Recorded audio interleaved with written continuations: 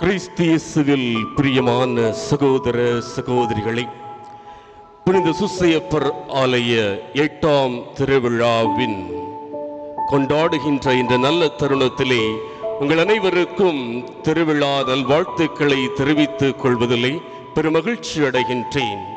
இன்றைய திருவிழாவின் மைய சிந்தனையாக எதிர்நோக்கின் திரு பயணிகளாய் என்ற சிந்தனையில் நாம் சிந்தித்துக் கொண்டிருக்கின்றோம்.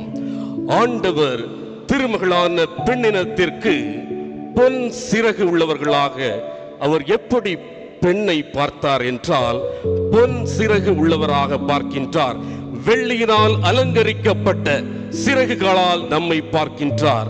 பவளத்தை விட பெரும் மதிப்புக்குள்ளவராக, நூல் இலைகளை தன் விரல்களால் திரிப்பவளாக, அயர்வின்றி நாள் முழுவதும் ஊக்கம் குன்றாது உழைப்பாளியாக பார்க்கின்றார். வறியவனுக்கு வயிறார உணவளிப்பவளாக பெண்ணை பார்க்கின்றார். ஆம் அன்பார்ந்தவர்களே, ஆனால் நாம் எப்படி இந்த பெண்ணினத்தை பார்க்கின்றோம் என்று சிந்திக்க அழைக்கப்படுகின்றோம். உண்மையிலேயே பெண்ணினம் போற்றப்படுகின்றதா? கடவுள் எப்படி பெண்களை தனது இறை திட்டத்தில் பயன்படுத்தினார்? உண்மையிலே கடவுள் பெண்களை பயன்படுத்தினாரா?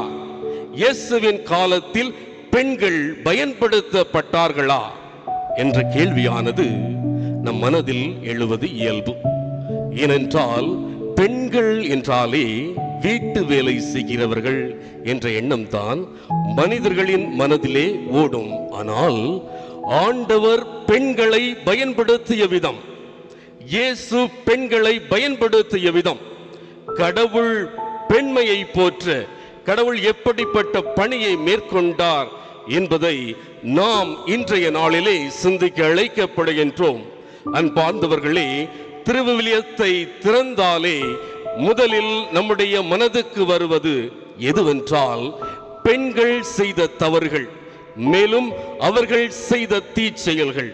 உலகமே பாவத்தில் வீழ்ந்தது யார் என்று சொன்னால் அது ஏவாள் என்ற பெண்ணினால் தான். சிம்சோன் யாரால் விழுந்தார் என்று கேட்டால் ஒரு பெண்ணால் தான். பழைய ஏற்பாட்டில் இருக்கும் யோசேப்பு யாரால் விழுந்திருக்க கூடும் என்று சொன்னால் அதுவும் ஒரு பெண்ணால் தான். ஆக இப்படி திருவிவிலியத்தை எடுத்தால் பெண்களை பற்றி தவறாக சிந்திக்கின்றோம். பெண்களினால் தான் பாவம் வந்தது என்று தவறான எண்ணத்திலே பேசுகின்றோம். ஆனால் எதிர்நோக்கின் திருப்பயணிகளாக நாம் பேசுவது கிடையாது. ஆனால் இறைவன் பெண்களை வைத்து நிறைய திட்டங்களை நிறைவேற்றினார் என்பதை நாம் பார்க்கின்றோம். ஆனால் இதை பற்றி பேச நம் மனம் மறுக்கின்றன. இன்று பெண்மையை போற்றும் எதிர்நோக்கின் திருப்பயணிகளாய் என்ற மைய சிந்தனையிலே நாம் ஆழமாக சிந்தித்துக் கொண்டிருக்கின்றோம்.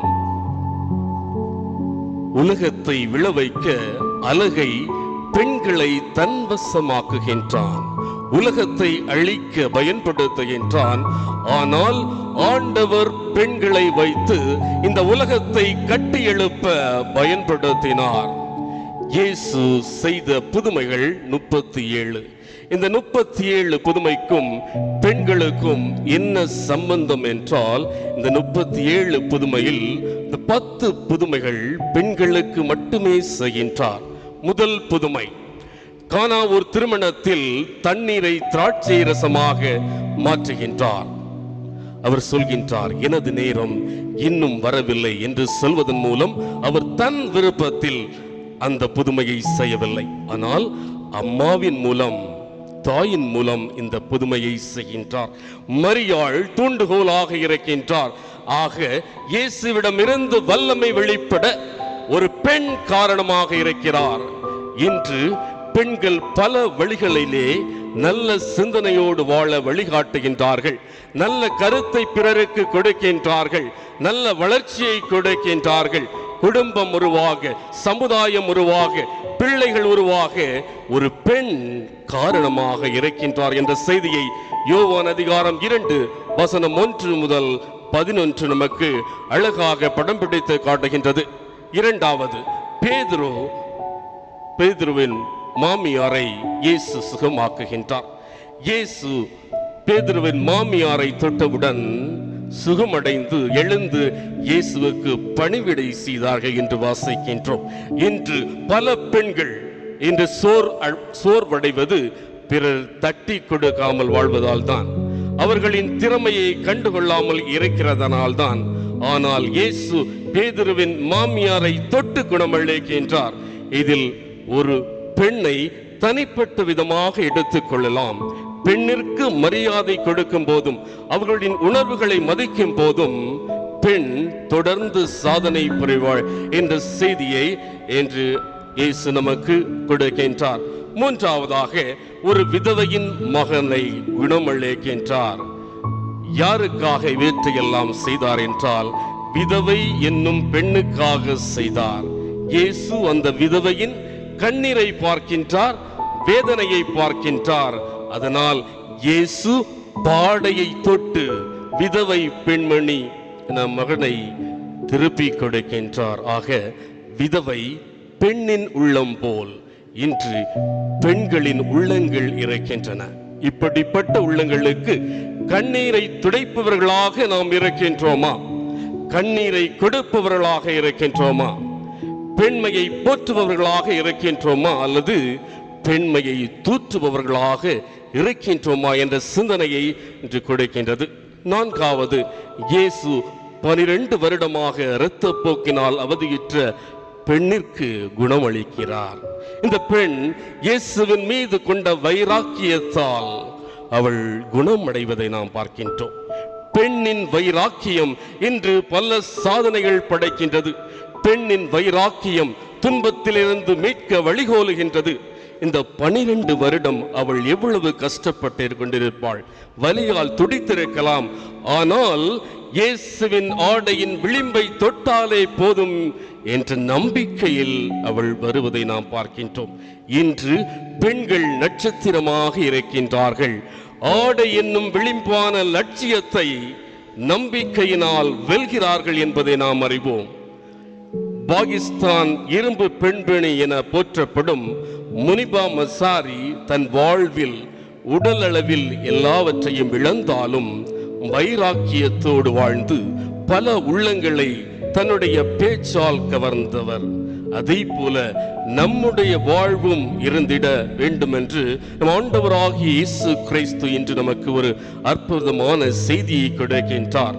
ஐந்தாவது, யாயிர் மகள் 12 வயதானவள் மரண படுக்கையிலிருந்து இயேசு அவர்களுக்கு நலமளிக்கின்றார். அனைவரும் எதிர்பார்த்தனர் அந்த சிறுமி இறந்து விட்டாள் என. ஆனால் இயேசு சொல்கின்றார், சிறுமி சாகவில்லை, உயிரோடு இருக்கின்றாள். நம்முடைய எதிர்பார்ப்பு சில நேரங்களிலே தோல்வியை தழுவும். கடவுள் செய்கின்ற எதிர்பாராத செயல்கள் நம் வாழ்விற்கு நல்ல பயனளிக்கும். ஆம், இன்று திருமணம் முடிந்தாலே பெண்ணின் வாழ்வு முடிந்தது என்று நினைக்கின்றோம். ஆனால் பெண் நினைத்தால் எதையும் சாதிக்கலாம் என்று நம்புவதில்லை. எதிர்பார்க்காததை செய்பவள் பெண். யாயிர் மகள் குணப்படுத்துவதன் வழியாக இயேசு சொல்லக்கூடிய செய்தி, பெண் வாழ பிறந்தவள், சாக பிறந்தவள் அல்ல என்ற செய்தியை நமக்கு கொடுக்கின்றார். ஆறாவதாக, இயேசு 18 வருடமாக கூனியாக இருந்த பெண்ணை சுகமளிக்கின்றார். 18 இந்த பெண்ணுடைய வாழ்விலே பயம், அச்சம், துன்பங்கள் நிறைந்திருந்தது. இந்த பயம், அச்சத்தை நீக்கி இயேசு அந்த பெண்ணுக்கு சுகமளிக்கிறதை நாம் பார்க்கின்றோம். இன்று பெண்கள் பயத்தோடு தங்கள் வாழ்வை நகர்த்துகின்றனர். இதனால் அவர்கள் வாழ்வு கூனியாக இருக்கின்றது. இந்த கூனியான வாழ்வை கடந்து நம் வாழ்வில் நாம் தலை நிமிர நம்மிடமுள்ள பயத்தை விலக்க வேண்டும். அதற்கு மாறாக தைரியத்தை ஏற்படுத்த வேண்டும் என்ற அழகான செய்தியை இந்த பெண்ணானவள் நமக்கு தருகின்றார். ஆம் அன்பார்ந்தவர்களே, பெண்மையை பற்றி பழைய ஏற்பாட்டிலே பலவிதமாக நல்ல செய்திகள் நமக்கு தருகின்றன. புதிய ஏற்பாடு மத்தேயு எழுதிய நற்செய்தியிலே வாசிக்கின்றோம். இயேசுவின் மூதாதையர் பட்டியலோடு ஆரம்பமாகிறது. இதிலே தாமார், ராகாப், ரூத், பத்சேபா மற்றும் மரியாள் ஆகியவர்களின் பெயர்கள் குறிப்பிடப்பட்டிருப்பது பெண்களுக்கும் முக்கியத்துவம் கொடுக்கப்பட்டுள்ளது என்பதை காண்பிக்கின்றது. ஏனென்றால் கிழக்கத்திய மரபு வரலாற்றில், குறிப்பாக யூத குலத்தில் பெண்களின் பெயர்களை மூதாதையர் பட்டியலில் காண்பது மிகவும் அரிதாக இருக்கும். இந்த பெயர் பட்டியலில் தங்கள் வாழ்க்கையில் தவறான நிலையில் காணப்பட்ட தாமார், ராகாப் போன்றவர்களின் பெயர்கள் இடம் பெற்றிருப்பது நமக்கு மிகுந்த வியப்பாக இருக்கலாம். சிறப்பான வாழ்க்கை மற்றும் தூய வாழ்வு வாழ்ந்த பெண்கள் மட்டும் இதில் இடம் பெறாமல், வாழ்க்கையில் ஏதோ ஒரு விதத்தில் தடுமாறி விழுந்தவர்களும், ஆண்டவரின் பிரசன்னத்தில் ஏற்றுக்கொள்ளப்பட முடியாதவர்களும் கூட ஏற்றுக்கொள்ளப்பட்டு இயேசுவின் மூதாதையர் பட்டியலிலே இடம் பிடித்திருப்பது கடவுளின் மேலான அருள் என்றும் சொல்லலாம். இந்த தாமார் வாழ்க்கையை சற்று சிந்திக்கும் போது, அவர் ஒரு கானானிய பெண், தனது வாலிப வயதில் கணவனை இழந்தவள். அந்த நாட்டு பாரம்பரியத்தின்படி கணவரின் சகோதரனை திருமணம் செய்து அவரோடு வாழ முடியாமல் அவரையும் இழந்த ஒரு பரிதாபமான விதவை பெண் இவள். மேலும் தனது கணவரின் இரண்டாம் சகோதரனை அவளது மாமனாரான யூதா அவளுக்கு திருமணம் செய்து தருவார் என எதிர்பார்த்து ஏமாற்றம் அடைந்த விதவையான வாலிப பெண் தாமார். ஆனால் தந்திரமாக தன் மாமனார் யூதாவின் மூலமே கர்ப்பமாகி இரட்டை பிள்ளைகளாகிய பாரிஸ் மற்றும் சேராவை பெறுகின்றாள். இந்த பாரிஸின் தலைமுறையில்தான் இயேசு கிறிஸ்து பிறந்தார் என்பது குறிப்பிடத்தக்கது.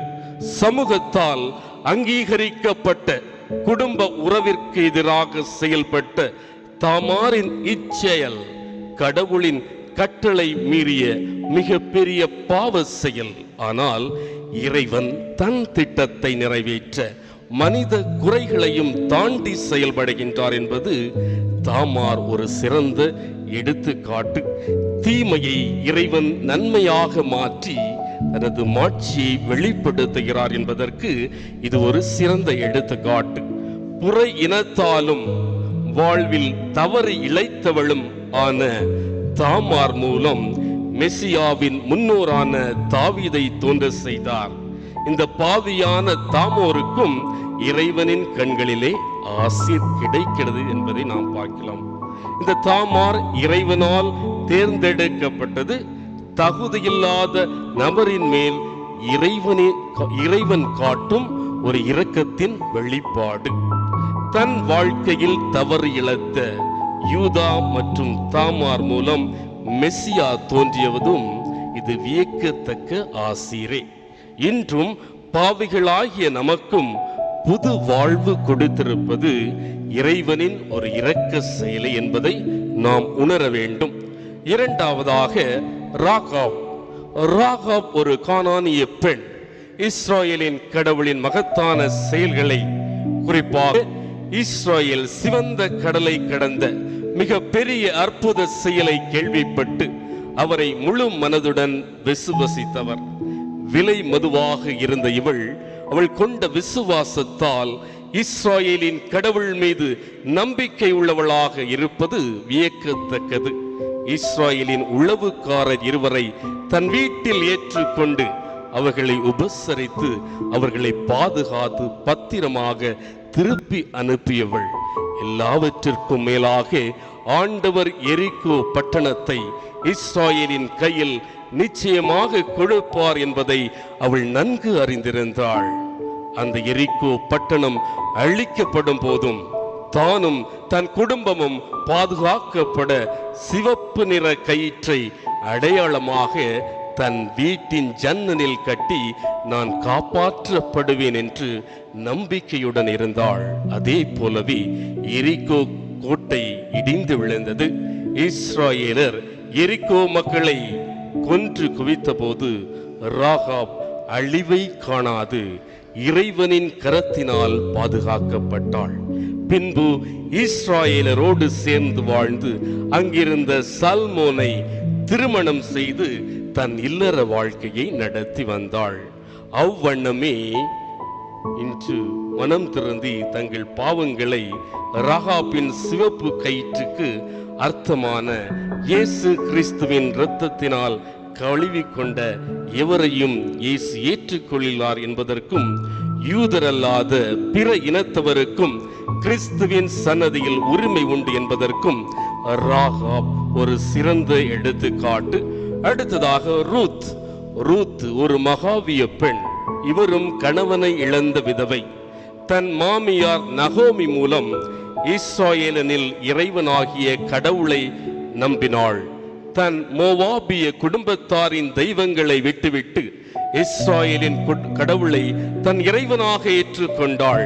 தன் கணவன் மக்கோலின் மறைவிற்கு பின் அவள் மாமியார் நகோமி அவளை தன் தாய் வீட்டிற்கு போகுமாறு வற்புறுத்தினாலும், நீர் போகும் இடத்திற்கு நானும் வருவேன், நீர் தங்கும் இடத்தில் நானும் தங்குவேன், உம்முடைய இறைவன் என்னுடைய இறைவன், உம்முடைய மக்கள் என்னுடைய மக்கள் என மன உறுதியாக அறிக்கையிட்டு நகோமியோடு பெத்லகேம் சென்றாள். இறைவனின் செயலான நகோமியில் உறவின் முறையான போவோசின் வயலில் வேலை செய்து அவளையே திருமணம் செய்து கொள்ளும் பாக்கியத்தை பெறுகின்றாள். இந்த ரூத்தின் வழிவந்தவர்தான் தாவீது என்பது குறிப்பிடத்தக்கது.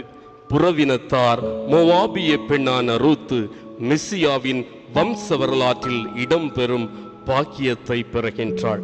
அடுத்ததாக பத்சேபாள் தாவீதின் படை வீரரான உரியாவின் மனைவி.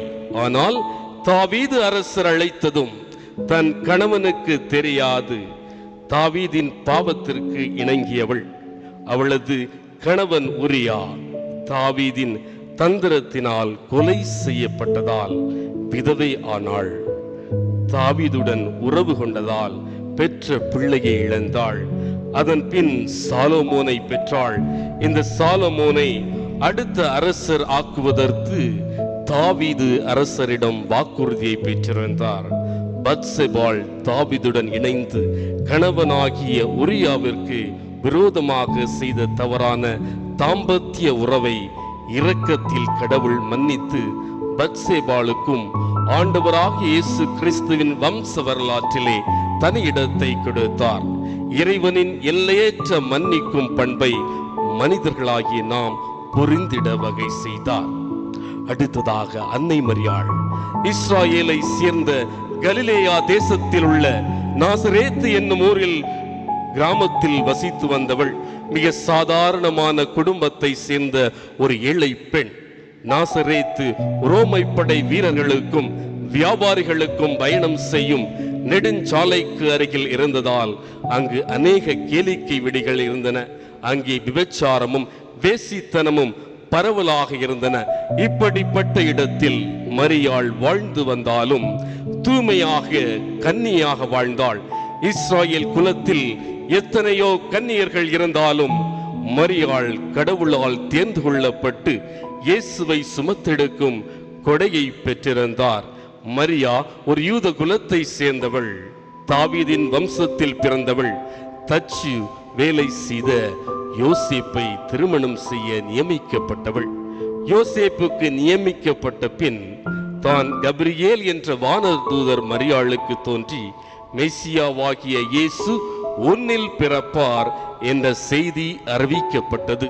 திருமணத்தை எதிர்நோக்கியிருந்த மரியாவுக்கு அதிர்ச்சியையும் பயத்தையும் கொடுத்திருக்கும். திருமணம் செய்ய போகிற யோசேப்பின் சந்தேகம், கன்னிமையின் காலத்தில் அனுபவிக்க வேண்டிய அவமானம், நிந்தை, இப்படி அவள் மனதை ஆட்டி படைத்திருக்கும்.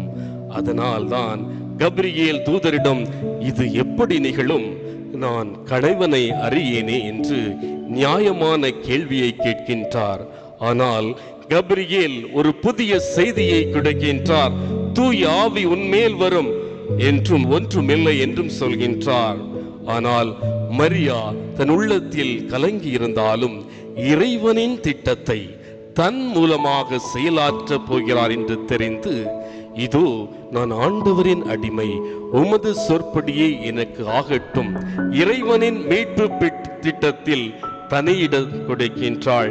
தன் இனத்தாராகிய எலிசபெத் அம்மாளின் வீட்டிற்கு சென்று உதவி செய்கின்றாள். ஆமன் பாந்தவர்களே, இந்த 5 பெண்களின் வழிமரபின மூலமாக இறைவன் இந்த உலகிற்கு மெசியாவை தந்தருளினார். இன வேறுபாடுகளும் ஆண் பெண் வேறுபாடுகளும் நீங்குகின்றன. இதை எடுத்து சொல்லவே இப்படிப்பட்ட பெண்களின் பெயர்களை இயேசு கிறிஸ்துவின் மூதாதையர் பட்டியலிலே பங்கு பெற செய்கின்றார். நம்முடைய வாழ்க்கையிலும் தங்களை அறியாமலும் தடுமாறி விழுந்த எவரையும் ஒதுக்கி வைக்க கூடாது. அவர்களை நாம் அன்பு செய்ய வேண்டும் என்ற ஒரு செய்தியை கொடுக்கின்றார். மேலும் தொடக்க நூல் அதிகாரம் 1 வசனம் 27 மற்றும் 28 வாசிக்கின்றோம். கடவுள் ஆணையும் பெண்ணையும் படைக்கின்றார், இருவருக்கும் ஆசி வழங்குகின்றார். பெண் என்பவள் படைப்பை தொடரக்கூடிய அருமையான படைப்பாக இருக்கின்றாள். முதலிலே ஏவாள் தன்னிடம் இருக்கிற கணவனோடு பகிர்ந்து கொள்ளக்கூடியவளாக நாம் பார்க்கிறோம். அனைத்தையும் பகிர்ந்து கொள்கின்றாள். சாராள் தொடக்க நூல் அதிகாரம் 12 வசனம் 5 வாசிக்கின்றோம். கணவரான ஆபிரகாம் எங்கே சென்றாரோ அங்கே செல்லக்கூடிய பண்பை சாராள் கொண்டிருந்தாள் என்பதை நாம் பார்க்கலாம். இது ஒரு பெண்ணிற்கு உரிய பண்பை நாம் கற்றுக்கொள்ளலாம். மூன்றாவதாக ரெபேக்கா தொடக்க நூல் அதிகாரம் 24 வசனம் 4 தாகமாக வரக்கூடியவருக்கு தண்ணீரை கொடுக்கின்றார். இந்த அன்பு செயல் பெண்ணிற்கு உரித்தான செயலாக அமைகிறதை நாம் பார்க்கலாம். அடுத்ததாக ராக்கேல் தொடக்க நூல் அதிகாரம் 30 வசனம் 23 குழந்தை செல்வத்திற்காக வருந்தி அழுவதை விட கடவுளிடம் ஜெபித்து ஜெபித்து அருமையான குழந்தை செல்வத்தை பெறக்கூடிய பண்பை பெண்களாகிய ஒவ்வொருவரும் கற்க ஒரு அருமையான செய்தியை தருகின்றார். அடுத்து பெத்செபா 2 சாமுவேல் அதிகாரம் 13 வசனம் 24 ஆண்டவரிடத்தில் அதிகமாக அன்பு கொண்டிருக்கக்கூடிய இந்த பெண் கடவுளால் நேசிக்கக்கூடிய சாலமோனை பெற்றெடுக்கின்றார். கடவுளுக்கு விருப்பமான முறையில் பெற்றெடுத்து வளர்க்கின்றார். பெத்சேபா என்ற பெண்ணை போல நாமும் கடவுளுக்கு உகந்த வாழ்வை வாழ வேண்டும் என்ற செய்தியை கொடுக்கின்றது. அடுத்தது ரூத் அதிகாரம் 1 வசனம் 22 அருமையான மருமகளாக பொறுமையின் பெண்ணாக இருக்கிறதை நாம் பார்க்கலாம். மாமியார் நகோமியுடன் பயணிக்கிறார் என்பதை பார்க்கின்றோம். பெண்மையை போற்றும் எதிர்நோக்கு உடையவளாக வாழும் ரூத்தை போல நம்முடைய வாழ்வை வாழ வேண்டும் என்ற அருமையான செய்தியை கிடைக்கின்றது. யூதித்து அதிகாரம் 13 வசனம் 8 தன்னுடைய மக்களை காப்பாற்றுவதற்காக எதிரிகளை அழித்து ஒழிப்பதற்காக துணிவோடு இருந்த பெண், சமூக விடுதலைக்காக அக்கறை கொண்ட பெண்ணாக யூதித்து இருப்பதை நாம் பார்க்கிறோம். அதே போல பெண் என்பவள் நட்சத்திரமாக அடுத்தவர் நலனில் அக்கறை கொள்பவர்களாக வாழ வேண்டும் என்ற சிறப்பான செய்தியை இன்று கொடுக்கின்றார். அந்நாள் தோபித்து அதிகாரம் 2 வசனம் 11 தன்னுடைய பார்வையற்ற கணவனை பாதியில் விட்டு விடாமல் குடும்பத்திற்காக உழைக்கக்கூடிய அர்ப்பணம் நிறைந்த பெண்ணை பார்க்கின்றோம். அதே போல நாமும் குடும்பத்திற்காக நம்மையே அர்ப்பணிக்க கூடியவர்களாக வாழ வேண்டும். இதுதான் பெண்ணியத்தின் சிறந்த பண்பு என அந்நாள் ஒரு சிறந்த செய்தியை நம் அனைவருக்கும் என்று கொடுக்கின்றார். இப்படி பல பெண்கள் தங்களுடைய பண்பு நலன்களால் கடவுளை கவர்ந்திருக்கின்றார்கள். இப்படிப்பட்ட பல பெண்களோடும் அர்ப்பணிப்போடும் இருக்கின்ற பெண்களை நாம் எப்படி பார்க்கின்றோம்? கலாத்தியர் அதிகாரம் 3 வசனம் 28 வாசிக்கின்றோம். ஆண் என்றும் பெண் என்றும் கிறிஸ்துவுக்குள் ஒரே மனிதராக இருந்து சமத்துவத்தை கொடுக்கின்றார். இன்று நமக்கு சமத்துவம் இருக்கின்றதா என்பதை நாம் சற்று சிந்திக்க அழைக்கப்படுகின்றோம். முதலில் நம்முடைய பார்வையில் பெண் என்பவள் யார்? வானத்தை வட்டமிடும் ஓவியமாக, ஆழ்கடலில் எடுக்கும் முத்தாக, அழகை வர்ணிக்கும் கவிஞனாக இருப்பவள் பெண். தானே செதுக்கும் சிற்பி பெண், வாழ்வின் அர்த்தத்தை செயலாக மாற்றுபவள். இந்த உலகத்தில் பெண்கள் பல வழிகளில் சிறந்தாலும் சில வழிகளில் பெண் அடிமைத்தனம் இன்னும் தலைவிரித்தாடி கொண்டுதான் இருக்கின்றது. நிறத்தை விட, வெளி தோற்றத்தை விட சிறந்தவள் பெண். பெண்கள்தான் நாட்டின் கலாச்சாரத்தை தலைமுறை தலைமுறையாக கொண்டு வருபவர்கள். வாழ்வின் அன்பை எந்நாளும் சுவைப்பவர்கள் பெண்கள். தானே செதுக்கும் சிற்பி பெண், வாழ்வின் அர்த்தத்தை செயலாக மாற்றுபவள் பெண். இந்த உலகத்திலே 1 பேதுரு அதிகாரம் 3:7 வாசிக்கின்றோம். ஆண்களே, வாழ்வு தரும் அருளுக்கு உடன் உழைப்பாளர்களாக பெண்கள் இருப்பதால் அவர்களுக்கு மதிப்பு கொடுங்கள் என்கிறார். ஆக பெண்ணாக பிறந்தது சாபமும் இல்லை, பாவமும் இல்லை, உலகத்திற்கு ஒரு ஆசீர்வாதம். ஒரு பெண் ஆசீர்வாதமாக இருக்கின்றார், குடும்பத்திற்கு ஆசீர்வாதமாக இருக்கின்றார், சுற்றி வாழும் சமூகத்திற்கு ஆசீர்வாதமாக இருக்கின்றார். பொதுவாக பெண்கள் என்றாலே 2ஆம் நிலைக்கு தள்ளப்படுகின்றனர். ஆனால் இயேசு வாழ்ந்த காலத்தில் பெண்மைக்கு முதலிடம் கொடுக்கின்றார். அதனால்தான் பெண்மைக்கு ஒரு சிறந்த எடுத்துக்காட்டாக திகழ்ந்த 2 பெண்களை பற்றி உங்களிடம் கொள்ள ஆசைப்படுகின்றேன். யோவன்னாள் என்றால் ஆசீர்வதிக்கப்பட்டவள் என்று அர்த்தம். அதே போல இயேசு குணம் அளிப்பவராக அவரை பாவத்திலிருந்தும் வியாதியிலிருந்தும் விடுதலை கொடுக்கின்றார். மற்றொன்று சூசன்னாள் என்றால் வெள்ளை லீலி மலர் என்று பொருள். இவள் பாவத்திலிருந்தும் வியாதியிலிருந்தும் தன்னை விடுவித்த ஆண்டவருக்கு லில்லி மலரை போல மனம் கொடுப்பவளாக தூய்மையாக வாழ்ந்து காட்டினாள். லூக்கா அதிகாரம் 8:3 வாசிக்கின்றோம். இந்த யோவன்னாள் அந்திப்பாஸ் என்கிற யூரோது அரசனின் ஆலோசகரான கூசாவின் மனைவி என்று சொல்லப்படுகின்றது. இவருடைய கணவன் கூசா பெரிய பதவியில் இருந்ததால் நல்ல வருமானம் உள்ளவனாகவும் கூசாவும் யோவன்னாவும் நல்ல வசதியோடு இருந்தார்கள். அப்பொழுது இப்படிப்பட்ட ஒரு வசதியான வாழ்க்கை வாழ்ந்த யோவன்னாள் உலக வாழ்க்கையில் இன்பம் காண்பதை விட என்னை விடுவித்த ஆண்டவருக்கு எதையாவது செய்ய வேண்டும் என்று நினைத்து இயேசுவோடு நடந்து கிராமங்களில் நடந்து இறைவனின் பணியை செய்தார். தன்னுடைய நேரம், சக்தி, பணம் எல்லாவற்றையும் பணிக்காக செலவு செய்கின்றார். இந்த யோவன்னாவும் சூசன்னாவும் இயேசுவின் மீது வைத்திருக்கிற அன்புக்கு அளவே இல்லை. இயேசு அநியாயமாக கொலை செய்யப்பட்ட போது இயேசுவோடு இருந்தவர்களும் பயந்து ஓடி போனார்கள் என்று மார்க்கு அதிகாரம் 14:50 வாசிக்கின்றோம். ஆனால் இந்த யோவன்னாவும் சூசன்னாவும் இயேசுவின் மீது வைத்திருந்த அளவு கடந்த அன்பினால் அவரது சிலுவை மரணம் கல்லறை வரை தைரியமாக சென்றார்கள் என்று லூக்கா அதிகாரம் 23:56 மற்றும் 57 வாசிக்கின்றோம். ஆம் அன்பார்ந்தவர்களே, இயேசுவால் வாழ்வை பெற்ற நாம் அவர்தாம் நம் கேடயம் என்று வாழ்வில் வாழ்கிற போது அவருக்காக நாம் பணி செய்வோம். இன்று நம் வாழ்வில் பல பணிகள் இருக்கின்றன. அடுத்தவருக்கு இறைவனை கொடுப்பது என்பது மிக சிறந்த பணி. அடுத்தவருக்கு ஆபத்தில் உதவுவது என்பது மிக சிறந்த பணி. இப்படி எதிலாவது நம்மை ஆண்டவருக்காக கையளிக்கின்றோமா? அவருக்காக நாம் எதையாவது செய்கின்றோமா என்பதை நாம் சற்று சிந்திக்க வேண்டும். அதற்கு இந்த யோவன்னாளும் சூசன்னாளும் இன்றைய நாளிலே ஒரு பெண்களுக்கு ஒரு சிறந்த எடுத்துக்காட்டாக திகழ்கின்றாள். சில நேரங்களிலே நம்முடைய சக்தியை நாம் உணர மறுக்கின்றோம். உலக நாட்டங்களிலே வாழ்கின்றோம். அதைத்தான் இன்றைய 2ஆம் வாசகத்திலே நாம் பார்க்கின்றோம். விண்ணுலக சார்ந்தவர்கள் என்ற எண்ணம் இல்லாதவர்களாக நம்முடைய வாழ்வை வாழ்கின்றோம். இந்த உலகம்தான் எல்லாம் என்று உணர்ந்து நம் வாழ்வை தவறாக வாழ்கின்றோம். இப்படி தவறாக வாழும் போது நாம் பெண்களுடைய உணர்வுகளை மதிக்காமல் இருந்து வாழ்ந்து விடுகின்றோம். உறவுகளை இழக்கின்றோம்.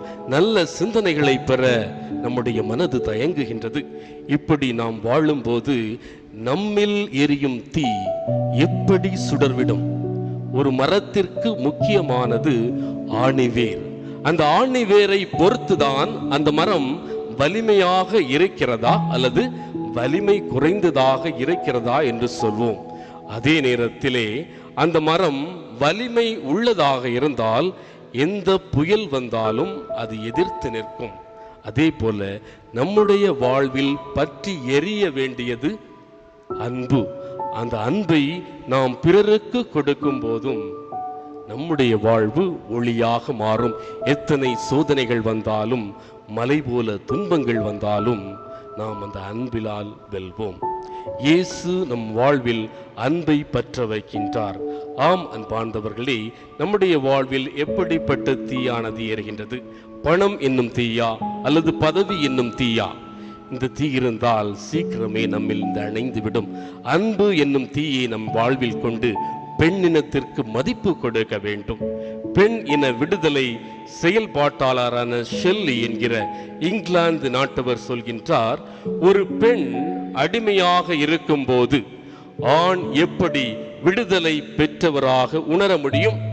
ஒரு பெண் அடிமையாக இருக்கும் போது அவருடைய சரி பாதியாக இருக்கிற ஆண் எப்படி விடுதலை பெற்றவராக இருக்க முடியும் என்ற ஒரு கேள்வியை எழுப்புகின்றார்.